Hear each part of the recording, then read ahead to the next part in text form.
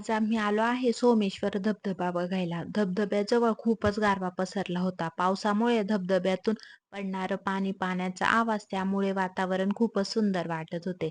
धबधब्याजवळ लोकांची खूपच गर्दी होती. तिथे सर्वजण फोटो आणि व्हिडिओ काढत होते. ओवी तर पाण्यात मस्त एन्जॉय करत होती. आम्ही तिथे खूप फोटो आणि व्हिडिओ काढले. फोटो क्लिक करत असतानाच ओवीचं लक्ष माझ्या क्लचरकडे गेलं आणि तिला ते पाहिजेच होतं. म्हणून ती माझे केस ओढायला लागली. धबधब्यापासून थोड्याच अंतरावर गरमागरम भजी बनत होते. थंड वातावरणात चमचमीत खाण्याची वेगळीच मजा असते. गरमागरम बटाटा भजी आणि वडापाव ऑर्डर केला. त्यानंतर आम्ही गेलो सोमेश्वर मंदिरात. तेथे सुरुवातीलाच उंच त्रिशूल आहे. एकाच परिसरात तिथे सोमेश्वर महादेव, लक्ष्मीनारायण, राम जानकी मंदिर आहे. आम्हाला उशीर झाल्यामुळे मंदिराचं गेट बंद झालं होतं. तिथे लहान मुलांसाठी ट्रेन आहे. त्याला बघूनच ओवी खूप खुश झाली. तिथे मुलांना खेळण्यासाठी खूप गोष्टी आहे. ओवीला थोडं झोक्यावर झुलवलं.